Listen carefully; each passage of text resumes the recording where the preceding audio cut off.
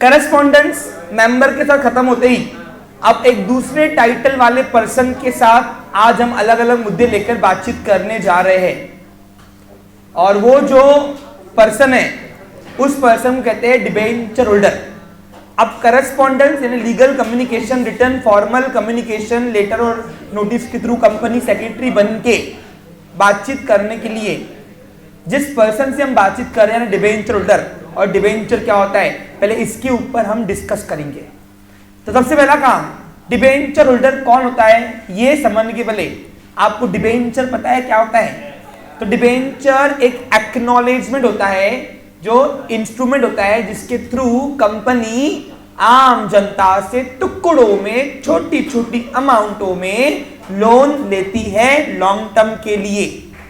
Long term के लिए ऐसे इंस्ट्रूमेंट को हम कहते हैं डिबेंचर। याद है आपको? यानी कंपनी ओन कैपिटल भी टुकड़ों में शेयर बेच के लेती है आम जनता से, उसी प्रकार कंपनी बोरोड कैपिटल भी यानी लोन अमाउंट भी, डेब्ट कैपिटल भी टुकड़ों में आम जनता से ले सकती है। छोटे छोटे ईच टुकड़े को हमने नाम दिया डिबेंचर। डिबेंचर क्या है? एक इंस्ट्रूमेंट है। ये सिर्फ कंपनी के पास अवसर है। आम जनता sole trading concern partnership firm जब बिजनेस करेगी तो उनके पास ऐसा कोई इंस्ट्रूमेंट नहीं है जिसके थ्रू आम जनता से लोन लेगी, वो जाएंगे फाइनेंशियल इंस्टीट्यूशन के पास। लेकिन कंपनी के पास ऑप्शन ज्यादा है लोन लेने के भी, क्योंकि कंपनी बड़े पैमाने की दुकान है, इसलिए उसमें से मेजर इंस्ट्रूमेंट है जो लंबा समय के लिए लोन लिया जाता है आम जनता से, क्या बेचकर? डिबेंचर बेचकर। और वो जो पर्सन है जो डिबेंचर खरीदता है उस पर्सन को हम कहते हैं डिबेंचर होल्डर। उसका औहदा कंपनी के अंदर क्या होता है? तो उसका औहदा होता है क्रेडिटर का। यानी अब हम सेकेंड टर्म करस्पॉन्डेंस करने वाले हैं क्रेडिटर से अलग अलग मुद्दे लेकर, और उसमें से कौन कौन से मुद्दे आएंगे अपन को वो देखते हैं। अच्छा, डिबेंचर होल्डर को मिलता क्या है? Fix rate of interest. और रेट ऑफ इंटरेस्ट जो है वो उसके ऑफरिंग लोन अमाउंट, जब कंपनी ऑफर करती है कि दे रहे क्या लोन अमाउंट हमको, शेयर की तरह पहले लोन अमाउंट अप्लाई करना पड़ता है यहाँ पे भी। यानी जब कंपनी डिबेंचर्स निकालती है तो पहले एप्लीकेंट अप्लाई करता है और फिर उसके बाद डिबेंचर्स अलॉटेड होते हैं, जिसको डिबेंचर अलॉट हुए। यानी इसका मतलब है कंपनी उस पर्सन से, सामने वाले पर्सन से लोन लेने जा रही है। इसका प्रोसीजर सेम होता है जैसे शेयर का होता है। इंस्टॉलमेंट भी सेम होते हैं, यानी डिबेंचर का टुकड़ों अमाउंट भी टुकड़ों में आता है। Application money, allotment money, first call money, generally 2 instalment होता है। Okay, clear? करस्पॉन्डेंस यानी लीगल कम्युनिकेशन डिबेंचर होल्डर करने के पहले हमने समझा हु इज डिबेंचर होल्डर। जो कंपनी को कर्जा देता है कर्जा, और बदले में हर महीने, हर रेगुलर इंटरवल में वो क्या लेता है? इंटरेस्ट। अब रेगुलर इंटरवल कितने हैं? 3-3 महीने, 6-6 महीने में। और मजे की बात क्या है, ये लॉन्ग टर्म इंस्ट्रूमेंट है। यानी कंपनी ने डिबेंचर के थ्रू लोन लिया तो 10-10 साल, 5-5 साल लोन अमाउंट चलता है और उसके बाद जाके रिडीम होता है। क्लियर? शुरू करें सेकेंड टाइटल वाले पर्सन के साथ बातचीत करने के मुद्दे समझे। अब मुद्दे कौन कौन से हैं देखते हैं। तो मुद्दा है पहला, यहां नहीं दिया ना उसने, following are the few circumstances under which secretary enter into the correspondence with debenture holder of the company. तो कंपनी का सेक्रेटरी बन के अब हम बातचीत करने जा रहे हैं किसके साथ? प्राची, किसके साथ? डिबेंचर होल्डर के साथ। यानी उसका टाइटल क्या है? क्रेडिटर के साथ। यानी अभी तक के बातचीत की मेंबर से अलग अलग मुद्दे लेकर अब हम बातचीत कर रहे हैं क्रेडिटर के साथ। तो पहला मुद्दा जो है वो है बधाई हो लेटर वाला, अलॉटमेंट लेटर। ये अलॉटमेंट क्या होता है भाई? जब कंपनी आम जनता से लोन अमाउंट लेती है किसके थ्रू? डिबेंचर बेचकर, इंस्ट्रूमेंट बेचकर, तो डायरेक्ट डिबेंचर होल्डर को लोन, डिबेंचर होल्डर का लोन अप्रूव नहीं किया जाता कि हाँ दे दो पैसे। पहले उसको अप्लाई करना पड़ता है कि हाँ, मैं कोई भी कॉमन पीपल को कंपनी के पास पहले अप्लाई करना पड़ता है। अप्लाई करने के लिए कंपनी प्रोस्पेक्टर इशू करती है। जैसे शेयर इशू करने के पहले इनवाइट करती है कंपनी आम जनता को कि आओ हमारे शेयर खरीदो और ओन कैपिटल में इन्वेस्ट करो, वैसे डिबेंचर इशू करते वक्त, इशू करने के पहले कंपनी इनवाइट करती है प्रोस्पेक्टर खरीद के, बेचकर, ऑफर करके। और प्रोस्पेक्टर में से कोई भी आम जनता जिसको लोन देने की इच्छुक होती है, जिसको इंटरेस्ट चाहिए, फिक्स रेट ऑफ इंटरेस्ट, वो प्रोस्पेक्टर खरीदता है और खरीदने के बाद एप्लीकेशन फॉर्म वहां से फाड़ता है और फाड़ने के बाद वो अप्लाई करता है एप्लीकेशन मनी के साथ बैंकर के पास। इसका प्रोसीजर सेम होता है जैसा हमने शेयर का प्रोसीजर देखा हुआ है। और फिर डिबेंचर बोर्ड ऑफ डायरेक्टर्स के पास सारी एप्लीकेशन आती है और फिर डायरेक्टर डिसाइड करते हैं किसका लोन रखना है, किसका लोन हमको नहीं चाहिए। जिसका लोन रखना है तो उसका मतलब है कि हमने उसके डिबेंचर मंजूर कर दिए और उसको हम लेटर कंपनी का सेक्रेटरी जिसने बोर्ड ऑफ डायरेक्टर्स ने जिसके भी एप्लीकेशन एक्सेप्ट कर दिया तो कंपनी का सेक्रेटरी उसको एक लेटर भेजता है कि आपका लोन मंजूर हो गया है। लोन लेने के लिए नहीं, देने के लिए। कितनी हैरानी की बात है, कंपनी लोन ले रही उसमें माज रही है ना। अब बताओ कंपनी माजेगी कब? जब कंपनी के पास ओवर सब्सक्रिप्शन आएगा तब, यानी कंपनी के पास लोन देने वाले ज्यादा लोग होंगे और चाहिए अमाउंट कम होगी, तब कंपनी माजेगी। नहीं तो सबका एप्लीकेशन एक्सेप्ट है और जिसका भी एप्लीकेशन एक्सेप्ट हुआ कंपनी का सेक्रेटरी ये लेटर भेजता है जिसके लिए आज आप और मैं एसोसिएट हुए। नाम है correspondence with debenture holder regarding allotment of debentures. Allotment का मतलब होता है मंजूर होना, कि आप हमको लोन देने के लिए रेडी हो, आपका एप्लीकेशन में एक्सेप्ट कर दिया है, अब लोन अमाउंट दो। तो इस तरीके से ये लेटर के थ्रू हम लोग उसको बताते कि आपका जो लोन देने का कार्य है वो हमने मंजूर कर दिया है, लाओ लोन लाओ अमाउंट लाओ, ऐसा। ओके, तो मुद्दा समझा क्या कर रहे हैं। पहला लेटर काय के लिए जा रहे हैं बताओ? डिबेंचर को अलॉटमेंट के बताने के लिए कि आपका जो एप्लीकेशन है वो एक्सेप्ट कर दिया है हमने, आप हमको लोन दे सकते हो, देना है तो दो, ऐसा। ठीक है, तो पढ़ते हैं अब इसमें। सबसे पहले यहाँ पे रेफरेंस क्या आएगा? रेफरेंस आएगा वो डिबेंचर होल्डर की एप्लीकेशन फॉर्म नंबर जो उसने प्रोस्पेक्टर से फाड़ के पहले अप्लाई किया था।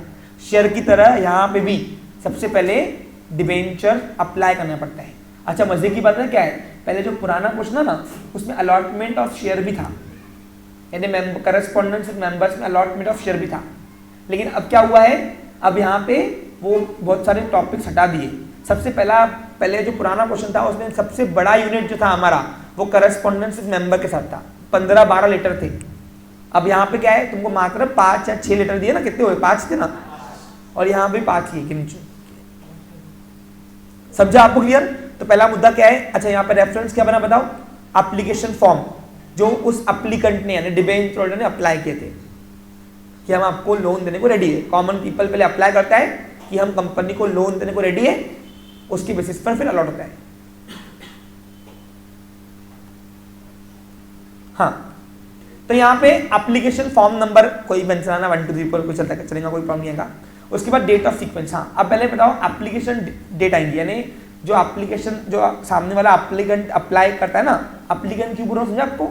जब तक डिबेंचर मंजूर नहीं होते तब तक हम उसको डिबेंचर होल्डर नहीं बोलेंगे, एप्लीकेंट बोलेंगे। क्या बोलेंगे? हाँ, वो कंपनी का क्रेडिटर तब बनता है ये लेटर भेजने के बाद। उसके बाद बीओडी मीटिंग रखना।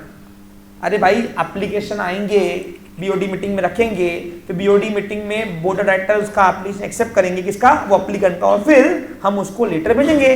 कौन सा लेटर? ये बताइए लेटर कि हाँ हम आपका लोन ले रहे हैं आपसे, सिंपल। तो फिर इसके बाद आता है सीक्वेंस, लेटर डेट। तो 3 सीक्वेंस समझा आपको क्या आएगा?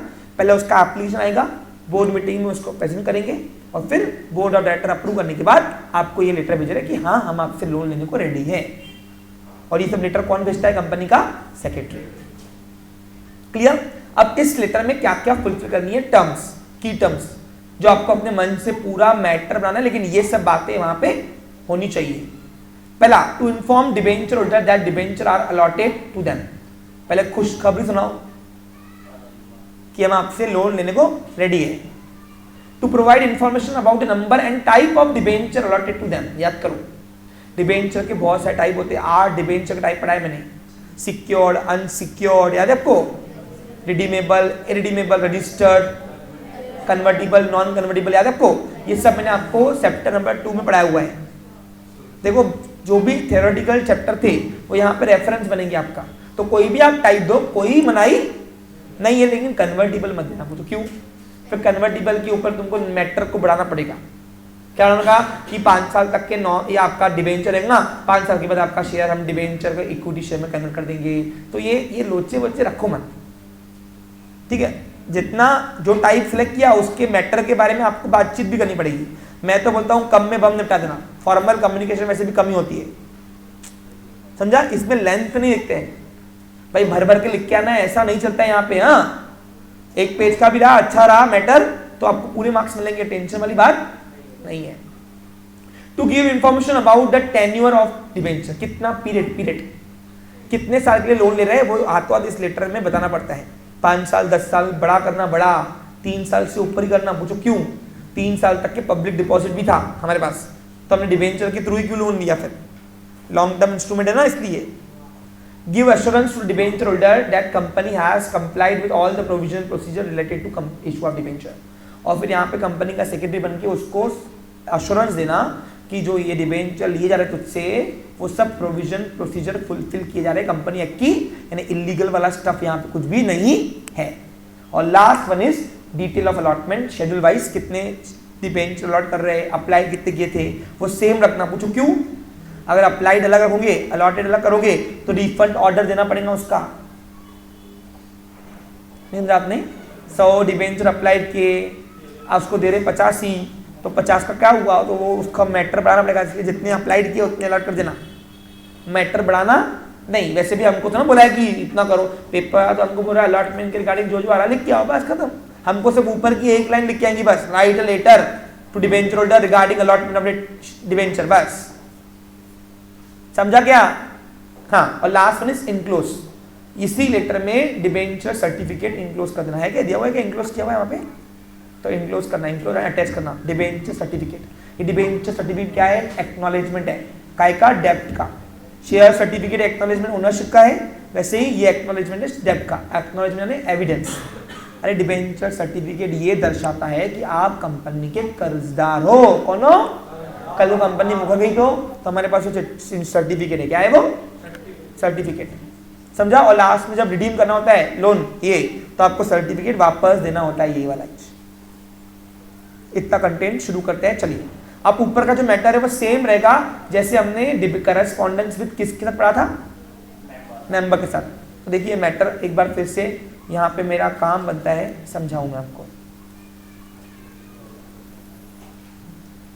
ये यूनिवर्सल मैटर था जो मैंने आपको बताया था बच्चे लोग, याद है आपको? सबसे पहले ऊपर है ना name of company. Name of company के अंदर कंपनी लिमिटेड, पीवीटी, एलटीडी या सिर्फ एलटीडी चाहिए, पहला कंडीशन। उसके बाद यहां बता रहा है रजिस्टर ऑफिस में कोई भी नाम लिखो लेकिन मेट्रो सिटी की एड्रेस चाहिए। सिर नंबर 21 संख्या का होना चाहिए, ये देखो। और 21 संख्या में क्या क्या चाहिए इसके ऊपर मैंने करस्पॉन्डेंस विद मेंबर के ऊपर जब पढ़ाया फर्स्ट टॉपिक, तो उसके ऊपर डिस्कशन किया था मैंने। ओके, यूएल चाहिए, लिस्टेड अनलिस्टेड। उसके बाद 5 संख्या का बिजनेस कोड होता है, इंडस्ट्री कोड, ये एमसी तय करता है, अलग अलग बिजनेस एक्टिविटी को अलग कोडिंग दी हुई है। उसके बाद स्टेट कोड चाहिए, फिर उसके बाद ईयर ऑफ इनकॉर्पोरेशन चाहिए। उसके बाद types of company, PLC, PVC या पीवीटी या OPC, private company, public company और ओपीसी, 1% कंपनी। और रजिस्ट्रेशन नंबर 6 अक्षर का होना चाहिए, ये सबका अलग होता है। बाकी सबका बहुत सारी कंपनी का सेम भी हो सकता है। हाँ, उसके बाद नीचे दिया हुआ है राइट साइड में वेबसाइट में कोई भी नाम लिखो बीच में, लेकिन स्टार्टिंग में www चाहिए, वर्ल्ड वाइड वेब, और साथ में .com या .in चाहिए, डोमेन एड्रेस लेना ही पड़ता है उसको। फिर ईमेल में कोई भी नाम लिखो जो ऊपर कंपनी का नाम लिखा हुआ है, एड्रेस जीमेल, याहू, रेडिफ चाहिए पक्का है। उसके बाद डेट, ये डेट है लेटर डेट की, तो कब दिया है? 20 मई 2023 को।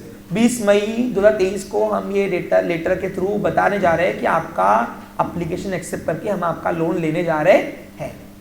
और फिर यहाँ पे उसके ही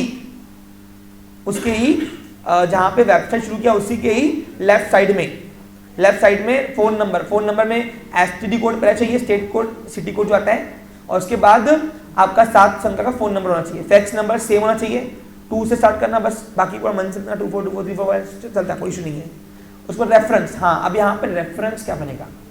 तो आपका एप्लीकेशन अमाउंट, एप्लीकेशन फॉर्म आया था ना, वो एप्लीकेशन फॉर्म ही आपका रेफरेंस बनेगा। तो एप्लीकेशन फॉर्म का ए लिखा हमने, और नंबर ये D567, ये मन से लिख के आओ, कोई प्रॉब्लम नहीं है। लेकिन जो भी लिख रहे हैं यहाँ पे, तो नीचे अगर एप्लीकेशन नंबर आप लिख रहे हो इधर शेड्यूल में, शेड्यूल में अगर एप्लीकेशन नंबर लिख रहे हो आप यहाँ पे, तो ये सेम लिखना ऊपर का। शेड्यूल में कम ज्यादा कंटेंट तुम अपने हिसाब से कर सकते हो, यहाँ पे कोई मनाही तुमको नहीं है, पाबंदी कहीं पे भी नहीं है, कहीं पे भी।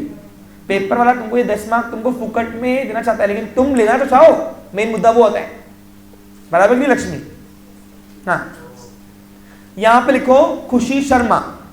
अब खुशी शर्मा कौन है? ये है हमारी debenture holder.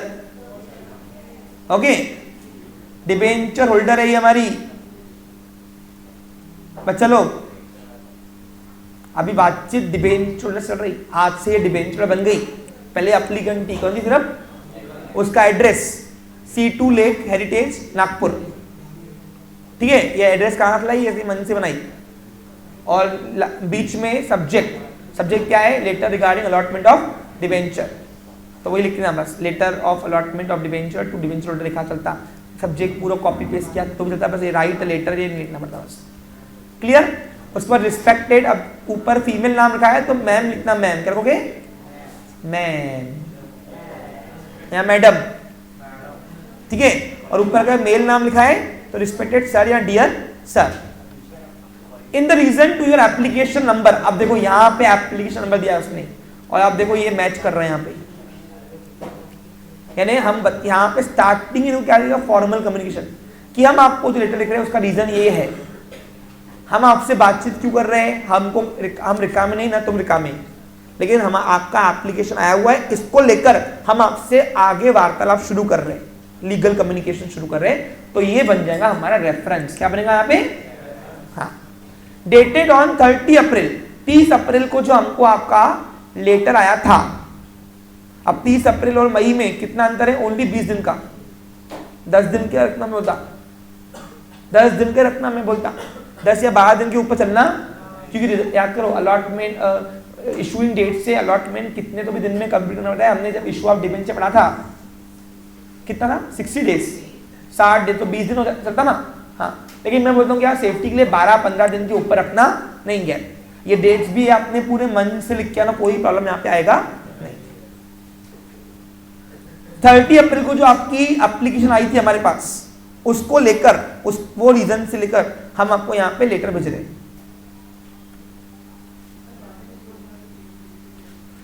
I am directed या इंस्ट्रक्टेड लिखो, डायरेक्ट लिखो चलेगा।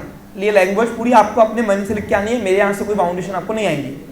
By the board of director, यानी बोर्ड ऑफ डायरेक्टर के बिहाफ में मैं आपको इंस्ट्रक्ट कर रहा हूँ, डायरेक्ट कर रहा हूँ या गाइड कर रहा हूँ in short, to inform you that you have been allotted 100 debentures. 110%, ये क्या है उनका इंटरेस्ट रेट, क्या है उसका इंटरेस्ट रेट। डिबेंचर का हाथों हाथ चिपकाना पड़ता पीछे से, मैंने आपको बताया हुआ ये। नॉन कन्वर्टिबल सिक्योर डिबेंचर, कौन से? अच्छा, नॉन कन्वर्टिबल है। कन्वर्टिबल होता है ना तो फिर हमको बताना पड़ेगा कन्वर्शन इतने साल के बाद होगा आपका, इक्विटी शेयर में प्रपोर्शन रहेगा 1:1, 1:2, वो सब रहेगा आपको लिखा हुआ। हाँ, ऑफ दी 100 ईच, तो 100 रुपए वाला एक डिबेंचर उसकी फेस वैल्यू क्या है? उसकी है शेयर की तरह इसकी डिबेंचर की भी फेस वैल्यू होती है। Tenure of the debenture is 5 years, ये पीरियड है उसका, 5 साल बाद रिडीम होगा आपका। कितना? 5 साल बाद। आप 10 साल लिखो चलेगा, कोई प्रॉब्लम नहीं है ना। सिक्योर डिबेंचर 10 साल तक चलता है ना, है ना, 10 साल तक चलता है। हाँ, 10 के ऊपर नहीं चलता शायद से, 10 अप टू 10 ईयर्स तक। हाँ, तो ठीक है ना, वो प्रोविजंस आपको यहाँ पे फॉलो करनी है, इसलिए मैंने 5 साल दिया। अब 5 साल तो कोई भी डिबेंचर चल जाएगा, तो मंजिल क्या हो 7 साल 8 साल। This debenture are allotted to you as per board resolution pass at the board meeting. अब आप चाहो तो यहाँ पे रिजोल्यूशन नंबर भी आप यहाँ पे दे सकते हो। हेलो, यहाँ पे आप चाहो तो बोर्ड का रिजोल्यूशन नंबर भी आप लिखते हो कि कौन से नंबर में आपका ये मोशन पास हुआ है बोर्ड मीटिंग में। जब तक बोर्ड ऑफ डायरेक्टर की मीटिंग नहीं होगी, हेलो, तब तक ये लेटर जाएगा नहीं। अच्छा, ये बोर्ड ऑफ डायरेक्टर की मीटिंग कब की है बताओ? ये एप्लीकेशन के बाद की चाहिए और लेटर के पहले की चाहिए। मैंने आपको सीक्वेंस डेट डाल के दिया हुआ है, आप देखो।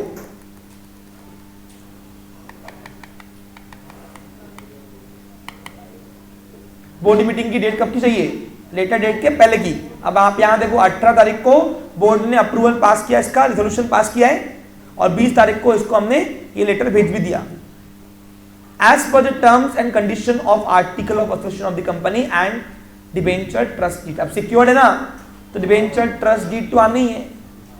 डिबेंचर ट्रस्टीज अपॉइंट किए होंगे ना कंपनी में, और उनके बीच में एक अग्रीमेंट बनता है, उसको बोलते हैं ट्रस्ट डीड। इसका पूरा डिस्कशन मैंने आपका चैप्टर नंबर 4 में एसपी के इशू ऑफ डिबेंचर में किया हुआ है पूरा। The detail of allotment of debenture are as follows. Allotment का मतलब होता है मंजूर होना। अब फोलियो नंबर, ट्रांजिशन नंबर ये मन से लिख के आओ, D1231456A 123 चलता। नंबर ऑफ डिबेंचर अप्लाइड, अब मेहरबानी करके यहाँ पे अप्लाइड और अलॉटेड सेम रखना, ठीक है। जनरली डिबेंचर का पैसा पूरा 1 या 2 इंस्टॉलमेंट होता है, बस एप्लीकेशन मनी, अलॉटमेंट मनी बस। और अगर आज की बात करूं तो आज पूरा एक ही इंस्टॉलमेंट लोन है ना, क्या है, अब लोन आएगा नहीं तो वापरेंगे तो ब्याज क्या देंगे उसको, इसलिए। अब यहाँ पे देखो शेयर की तरह इसको भी डिस्टिंक्टिव नंबर होता है। Every debenture has its own unique number, that is known as distinctive number. अब जितने नंबर आप अलॉट कर रहे हो डिबेंचर, तो कौन से नंबर वाले डिबेंचर उसको दिए वो यहाँ पे तुमको दिखाने पड़ेंगे। तो यहाँ पे 900 से 1 से लेकर 1000 तक के 100 रहे आंकड़े, तो 100 डिबेंचर ये वाले नंबर वाले दिए हुए मैंने। तुम लिखो लगे तो 501 से 600, कोई तुमको मनाही करने वाला नहीं है। ये नंबर आपको बन सकता है, बस पिक्चर बननी चाहिए इससे। और यहाँ पे अमाउंट रिसीव कितना आएगा। अब अगर 100 रुपए का एक डिबेंचर है, ऊपर लिखा है ना फेस वैल्यू, और 100 डिबेंचर हम दे रहे हैं, तो 100 डिबेंचर 100 रुपए का एक कितने होते हैं, तो 10,000 रुपए ये आपका प्रिंसिपल अमाउंट है, लोन अमाउंट है जो हमको आप दे रहे हो। समझा। ये एप्लीकेशन करते वक्त दिया हुआ है, फर्स्ट 1 इंस्टॉलमेंट किया हुआ है ओनली अप्लाई करते वक्त ही, और ये मैंने अभी एक्सेप्ट किया यहाँ पे।